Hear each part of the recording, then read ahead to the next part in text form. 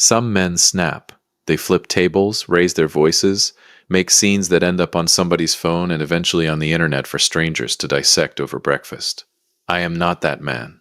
My name is Michael Anderson. I am 53 years old. I manage warehouse logistics in Columbus, Ohio. I drive a 2014 Ford F-150 with a cracked rearview mirror that I keep meaning to fix, and never do. I eat the same turkey sandwich for lunch every single weekday, because I decided at some point in my 40s that I liked it, and life is too short to second-guess a good sandwich. I also wrote a check for $42,000 so my daughter could have the wedding she always dreamed of. She used that wedding to tell 200 people I was a punchline, and I just sat there, smiled, adjusted my clip-on tie. I didn't know then that the most satisfying moment of my entire life was less than 30 minutes away. Welcome back to Dad's Sweet Revenge. Grab your snacks, get comfortable, and remember, every villain in these stories thought they were the smartest person in the room. They were not. Subscribe so you never miss a story.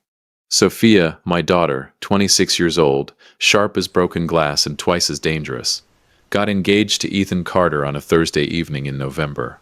Ethan was a good man. Solid, measured, the kind of guy who looked you in the eye when he shook your hand and actually meant it. He worked in corporate finance, wore pressed shirts without being told to, and looked at Sophia the way a man should look at the woman he intends to spend his life with, like she was both the best thing that ever happened to him and the most terrifying. I liked him from the first dinner. My wife Emily squeezed my arm when Ethan pulled out the ring and whispered, "Don't say anything weird." When do I ever say anything weird? Patient expression of a woman who has been married to me for 19 years and has a very thorough archive. The thing at Thanksgiving, she said. That was one time. The thing at Sophia's graduation, that was taken completely out of context. Michael. Fine. She turned back toward the happy couple. I did too. Sophia was crying the good kind of tears, the kind that make mascara irrelevant because nobody's looking at your face, they're looking at your hands. Ethan was holding both of them. My mother, Ava, seated on my other side, patted my knee without looking at me. "You're going to write the check," she said quietly. "I know." "How much?" "However much she needs." Ava nodded once, like that settled something she'd been privately debating. Knowing her, it probably had. 2 weeks later, Sophia sat across from me at the kitchen table. Our kitchen table. Mine and Emily's. The one with the water ring from a coffee mug I'd never gotten around to buffing out. And she folded her hands in that particular way she had since she was a child. Very still, very deliberate. The posture of a woman about to ask for something significant, and having already decided she deserved it. "Dad, I found the venue." "Okay. It's called Willowbrook Estate. It has a garden for the ceremony and a ballroom for the reception." And she pulled out her phone and turned it toward me. I looked at the photos. Rolling green lawns, white pavilion, enormous windows overlooking a sculpted garden, the kind of place that made you feel underdressed in the parking lot. "How much?" I asked. $38,000 for the venue and catering together. I did the math without showing it on my face. $38,000 was almost exactly what sat in the account I'd been quietly building since Sophia was 12 years old. The account I'd never told her about. The one I started the year after Emily and I got married, when I sat down one Sunday morning with a yellow legal pad and wrote at the top, "Things I want to make sure of." Sophia's future was the first item on the list. "I can do it," I said. Her composure cracked, just for a second, but I saw it. The little girl who used to fall asleep on the couch watching cartoons was right there behind the carefully constructed adult face, and she was so relieved she almost couldn't stand it. She came around the table and hugged me with both arms. "Thank you, Daddy." She hadn't called me that in years. I hugged her back and didn't say anything because some moments don't need commentary. I added $4,000 for flowers and a DJ. $42,000 total. I handed her the check inside a birthday card because it was the only envelope in the house. She laughed at the card. I laughed too. Emily found me in the kitchen afterward, washing out my coffee mug. "You used the whole account," she said. It wasn't a question. Yeah, then. Good. That was it. That was Emily. 19 years of marriage, and she still had the ability to say exactly the right thing in exactly the fewest possible words. I didn't know then what that check would mean by the end of April. Here's something you should understand about Sophia and me, before we get to the part where things fall apart. We love each other. I want to be precise about that because what happens later could make it sound otherwise. And it isn't otherwise. It's just complicated in the particular way that fathers and daughters can be complicated when there's been a divorce involved. And a lot of miles in a story one of them has been telling herself for longer than she realizes. Sophia's mother and I split when Sophia was 14. What matters is that after the divorce, Sophia lived with me in Columbus during the school year and spent summers with her mother, who had moved to a bigger city and built a bigger life with a bigger house and a man with a more impressive job title. I'm not bitter about that. I understood it. People make their choices and build their lives, and sometimes those lives look very different from the lives they left behind. What I didn't fully account for was what it does to a child to grow up measuring two households against each other. My household was a 3-bedroom ranch in a quiet neighborhood. Barbecue on Sundays. The F-150. Friday nights watching whatever game was on. Emily's cooking, which was legitimately extraordinary but would never photograph well for social media. Comfortable, predictable. Mine. Her mother's household, from what Sophia described over the years, involved vacations to places I'd need to look up on a map, and dinner parties in a kitchen that had been professionally renovated twice. I didn't resent any of it. What I didn't see, what I was too close to notice, was that Sophia had quietly started categorizing me, filing me under a specific label. Working class dad. Simple man. The one you visit out of love, not aspiration. By her mid-20s, she'd developed this way of talking to me. Not cruel, not yet. More like patient. Like I was a beloved old appliance that still functioned but required gentle handling. She'd correct things I said at dinner, not because they were wrong, but because she had a more sophisticated version. She'd explain things to me in the careful cadence of someone speaking to a person who might not quite keep up. Emily saw it before I named it. She manages you, Emily said one night. Not unkindly, just factually, the way she said hard things. She's assertive. She interrupted you 4 times at dinner, Michael. She's passionate about the topic. Emily looked at me, the long, knowing look of a woman who has the full picture and is deciding how much of it to share at once. You gave her $42,000, she said. And she still talks to you like you need supervision. I didn't have an answer. I turned off the lamp and went to sleep. But the sentence stayed with me like a splinter. Small, invisible, persistently present. I didn't know yet just how right Emily was about to be proven, or how publicly. The wedding was the last Saturday of April. A warm evening. The sky doing that particular thing it does in late spring, where the light goes golden before it goes dark, and everything looks slightly more cinematic than it actually is. Willowbrook Estate was everything the photographs had promised, and then some. The garden ceremony was set under a white pavilion strung with lights. The ballroom was all tall windows and candlelight and floral arrangements so elaborate, I briefly wondered if I'd underfunded the flowers. 200 guests filled the space. Ethan had a large, warm family, and Sophia had spent a decade curating an impressive social world. Emily and I arrived and found our seats, table 4 near the back. I noted this with the specific dry amusement of a man who had just signed the venue's largest check. Table 4, I said to Emily. Don't. I'm just noting the location. I know what you're noting. Don't. I sat down. She sat beside me, beautiful in the deep burgundy dress she'd bought on sale, and hemmed herself on our kitchen table 3 nights before the wedding. I told her she looked incredible. She told me my tie was crooked. It's a clip-on, I said. It doesn't go crooked. And yet, my mother Ava found us just before the ceremony began, and settled into the seat on my other side, already emotional, already reaching for my arm. She's going to be beautiful, Ava said. She is, I said. You look like you might cry. I won't. Your father cried at every wedding he ever attended. I know. I was there for most of them. She patted my arm and faced forward. The music began. Sophia walked down the aisle and I was right. She was beautiful. The dress was something I couldn't have described technically, but understood immediately. She looked like herself, fully realized the best version. Ethan Carter stood at the end of the aisle, and when he saw her his face did something unguarded and genuine, and I thought, good, that's the right reaction. That's the man I said yes to.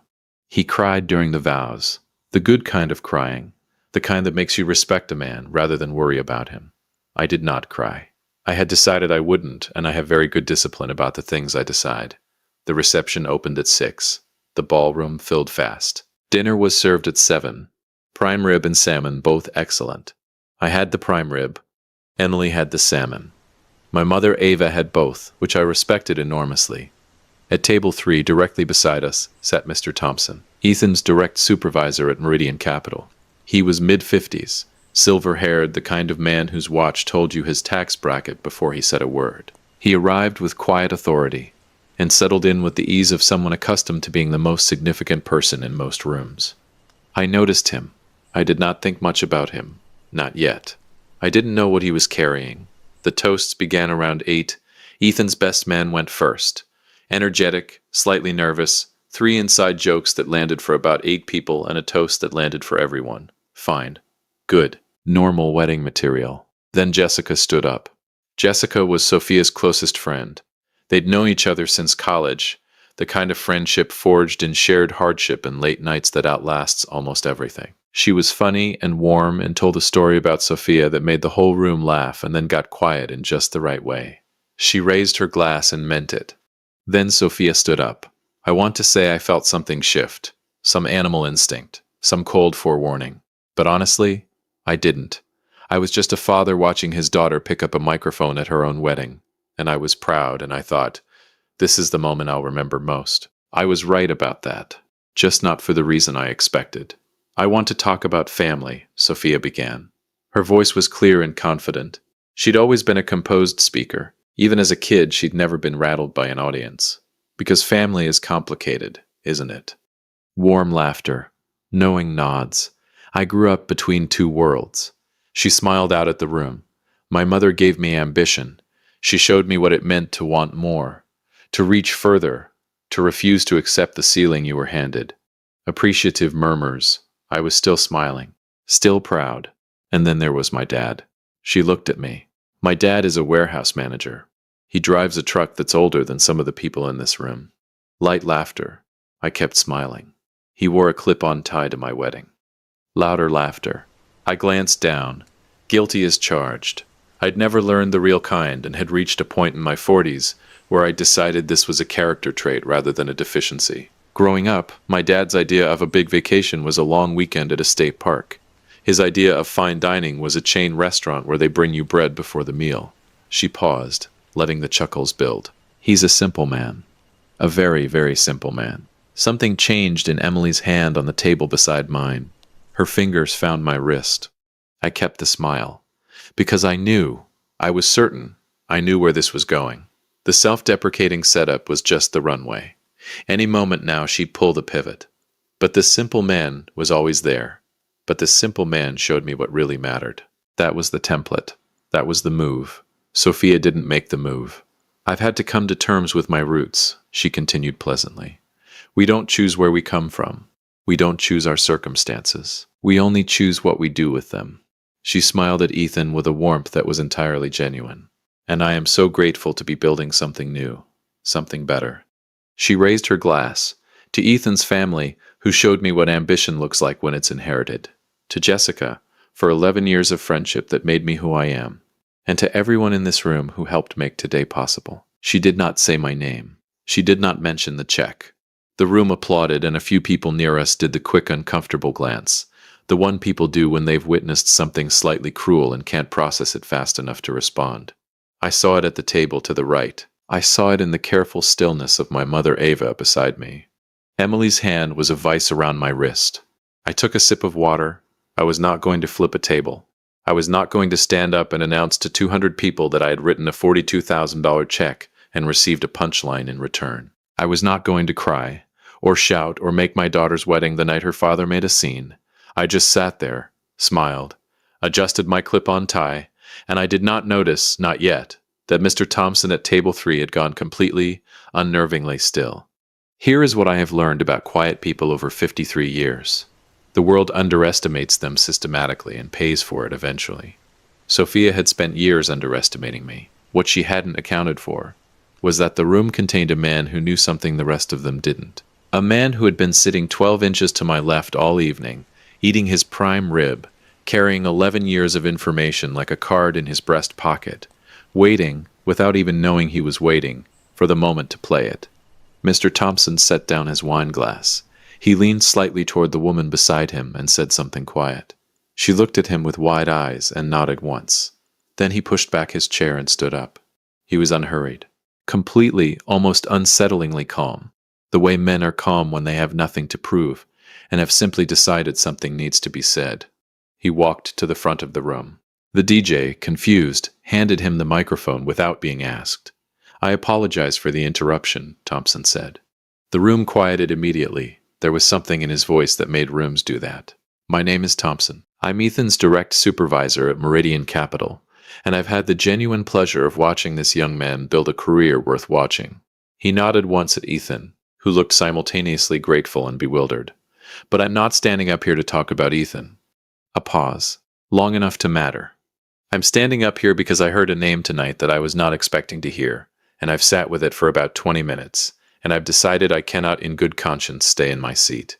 Still smiling. She probably thought this was another toast, another tribute, another perfectly choreographed moment in her perfectly choreographed evening. "Michael Anderson," Thompson said. 200 heads turned. I sat very still. "When the father of the bride was introduced to me earlier this evening," Thompson continued, "I almost couldn't finish my dinner, because I know that name. I have known that name for 11 years, and I have been trying to place it all night, and about 20 minutes ago during that speech it clicked. 11 years ago, a logistics routing system called Anchar entered the market. It was licensed quietly, sold quietly, and eventually acquired twice over. I was on the board of the company that made the second acquisition." He let that settle. Anchor was, and I want to be precise here because I've worked with a great many systems in 25 years. Anchor was one of the most elegant pieces of operational architecture I have ever encountered. Genuinely. We deployed it across 11 distribution networks. It employed efficiencies that our own engineers spent 2 years trying to reverse engineer before they finally just accepted it and built on top of it. He looked at me directly. The man who designed and built Anchar from scratch, on his own time, on his own initiative while working a full-time job, is sitting at table 4, in a clip-on tie. Let me tell you what Anchar was and why I never told Sophia about it. I built it over 4 years, starting when Sophia was around 15. Nights and weekends, a second-hand laptop, every textbook and logistics paper I could get from the Columbus Public Library. It wasn't glamorous. There was no founding moment, no eureka, no investor meeting in a glass-walled conference room. It was just a man who understood from 14 years of warehouse work that the way goods moved through distribution systems was deeply unnecessarily inefficient, and who believed stubbornly that he could model something better. I called it Anchor because I needed a name for the files, and that was the word that came to me at 11:30 on a Tuesday night, and I never changed it. I licensed it to 3 regional distributors in Ohio in the first year. Modest revenue.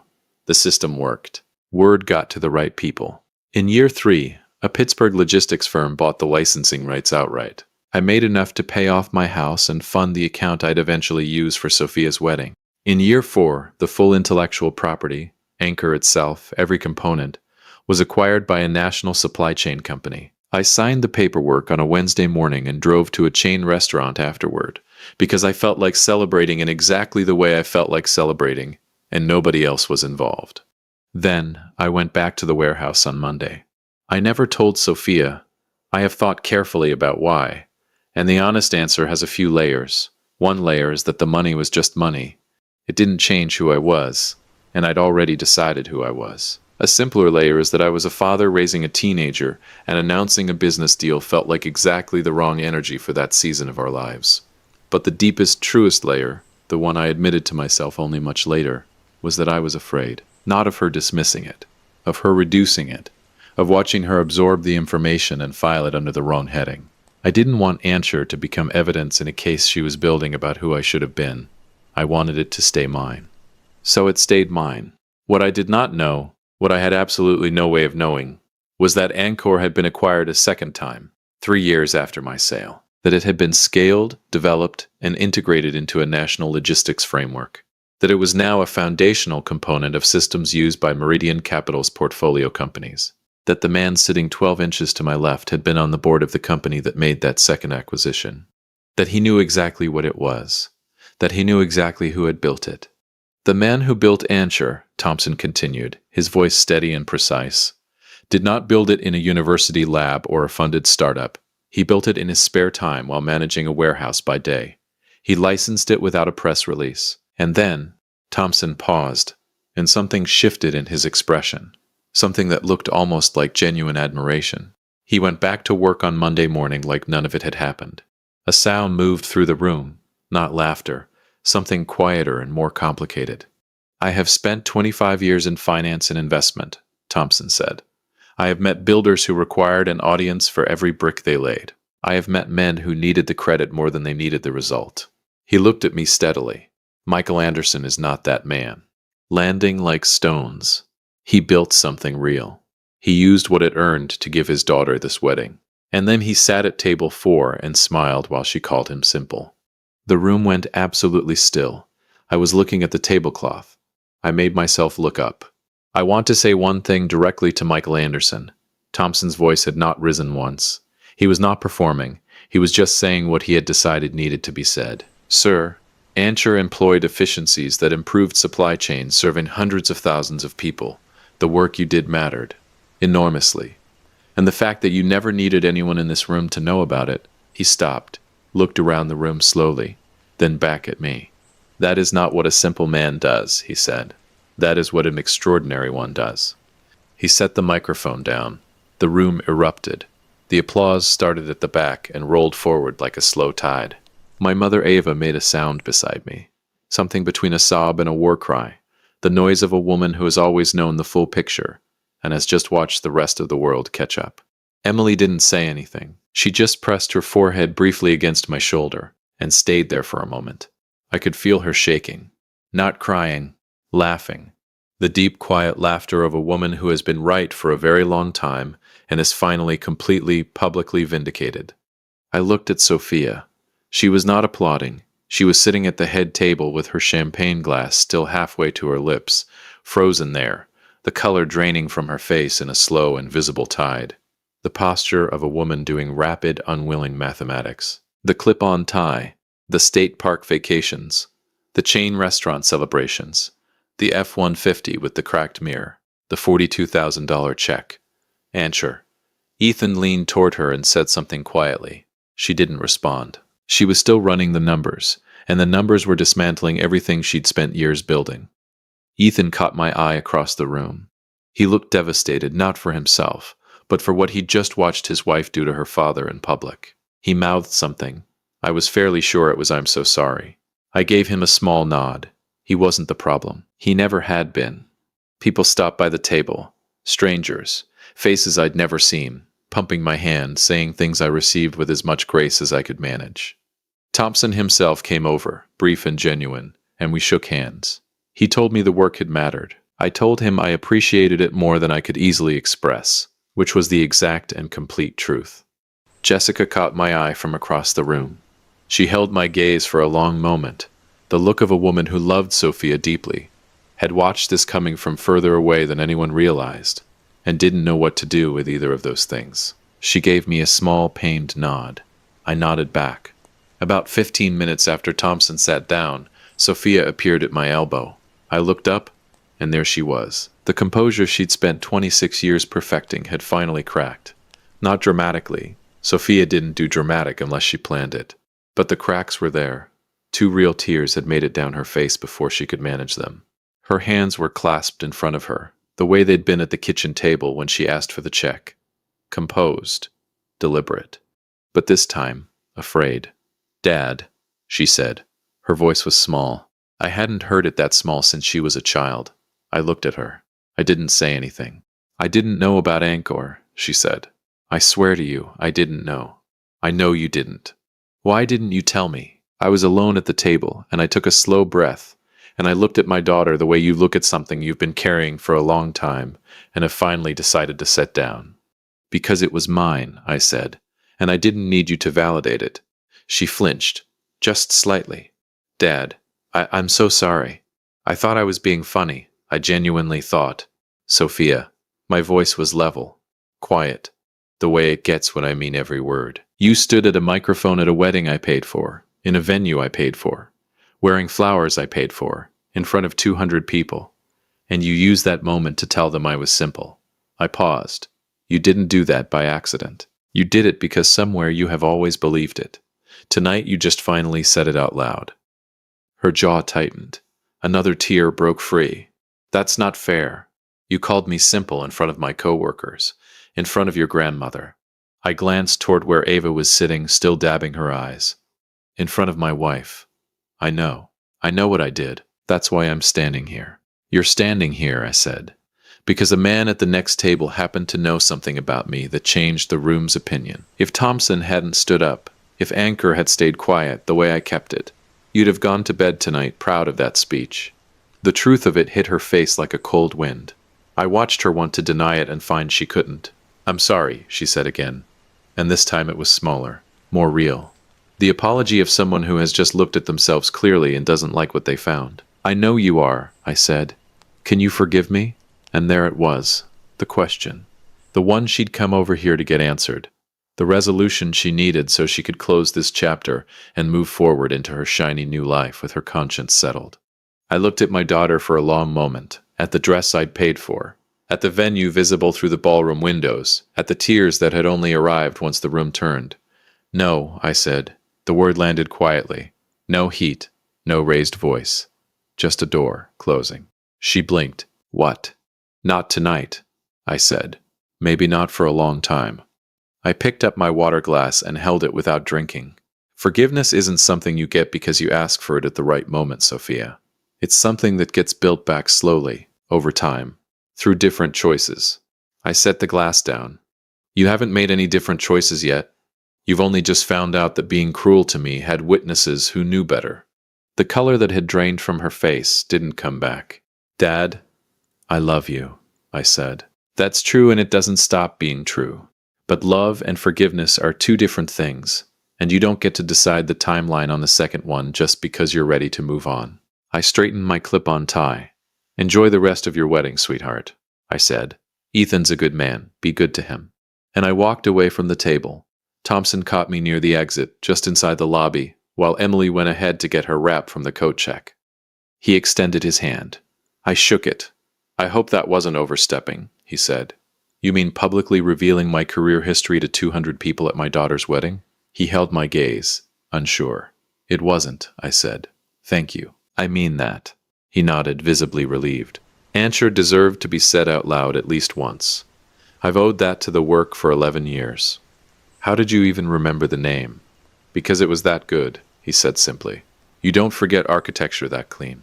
Our engineers talked about it for years. He tilted his head slightly. She didn't know. No. Does that bother you? That she spent all this time not knowing? I considered that honestly.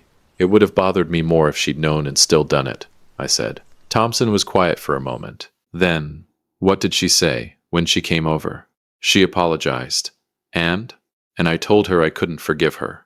Not tonight. He looked at me steadily, not with surprise. More like recognition, the look of a man who has watched enough of life to understand what that kind of decision costs. She's going to come back, he said, when the dust settles. She'll want to fix it. Maybe, I said. But wanting to fix something and actually fixing it are two different things. She's got a lot of ground to cover before we get there. I put on my jacket. If we get there. When you're ready to stop being quiet about what you built, he said, call me. No pressure. Just the option exists. I took the card and put it in my pocket. Emily appeared at my elbow, wrap over her shoulders, reading my face the way she'd been reading it for 19 years. Ready? She said. Yeah. We walked out into the April night. The air was cool and clean, and the parking lot was quiet, most of the guests still inside. Our footsteps were the only sound until we reached the F-150 and I unlocked it, and we both got in. Emily didn't speak until I started the engine. She came over, she said. She did. What did she say? I told her I loved her, and that I couldn't forgive her. Not tonight. Emily was still for a long moment. The heater ran. The dashboard lights glowed orange. Good, she said quietly. You're not going to tell me I was too hard on her? No. You're not going to say she's young. She made a mistake. Michael. Emily turned to look at me directly. She rehearsed that speech. She chose every word. She stood at a microphone you paid for and told 200 people her father was someone to be pitied. Her voice didn't rise. It just got more precise. She didn't trip and fall into that. She walked there deliberately, and she would have walked away clean if Thompson hadn't been in that room. I pulled out of the parking lot. She cried. I said. She got caught, Emily said. And then she got scared, and then she cried. That's not the same as understanding what she did. She paused. Maybe one day she'll get there. But that's her work to do, not yours.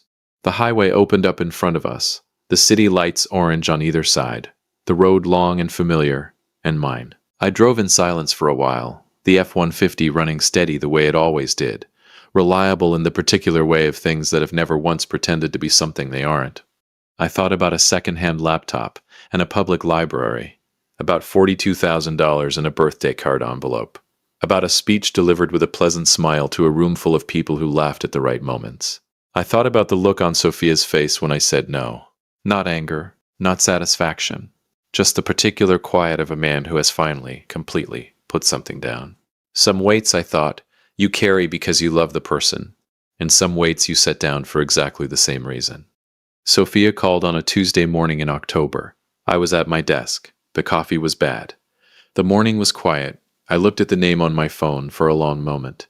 Then the following Monday. Each time I watched the phone, and each time I let it ring. Not because I was performing. Not to make a point. But because I had nothing to say yet that was worth saying, and I'd lived long enough to know the difference between a wound that had healed and a wound that had just stopped bleeding. The voicemails accumulated. I didn't delete them. I didn't listen to them either. Ethan texted me in November. A short, careful message. Michael, I know things are difficult right now. I want you to know I'm sorry for my part in not seeing what was happening. Sophia is working on it. She's really working on it. I read it twice. I respected him for sending it. I didn't respond. My mother Ava called me every Sunday, as she always had, and we talked about the warehouse and the truck and what Emily was cooking. One Sunday in December, she said quietly, she called me, you know. Sophia. I know. She asked me to talk to you. I figured. I told her, Ava said, that you'd come around when you were ready and not a moment before. That's always been who you are. What did she say? She cried. Ava said, good. I laughed despite myself. Emily and I had Christmas quietly that year. Just the two of us, which suited us both. I cooked the turkey badly, as I had every Christmas for 19 years. And Emily fixed it without comment, as she had every Christmas for 19 years. We watched a game, and she fell asleep on the couch, and I put a blanket over her and sat in the quiet house thinking about the year. Thompson called in January. Not about a job, just to talk, which surprised me. He'd been thinking about Anshore again, he said, about the second-generation systems built on top of it. There were conversations happening at Meridian Capital about a new initiative, and my name had come up not from him but from one of their architects who'd been living inside the Encore framework for 5 years, and wanted to talk to the person who originally built it. We talked for an hour. It was the best professional conversation I'd had in years. In February, I listened to Sophia's voicemails, all of them, sitting in my truck in the warehouse parking lot on a Tuesday lunch break with my turkey sandwich untouched on the seat beside me. The first few were formal, practiced, the cadence of someone who had rehearsed. Dad, I know I hurt you. I know I was wrong. I want to talk when you're ready. The later ones were different. The one from November, 11 weeks after the wedding. Dad, I keep thinking about what you said, that I only apologized because Thompson was there. And I keep trying to prove to myself that that's not true. And I can't. A long pause. I can't prove it's not true. And that's the most honest thing I've told you in a long time. The last one, from 2 weeks ago. I'm not calling to ask for anything. I know I don't get to set the timeline. I wanted you to hear my voice. I wanted you to know I'm still here. Another pause.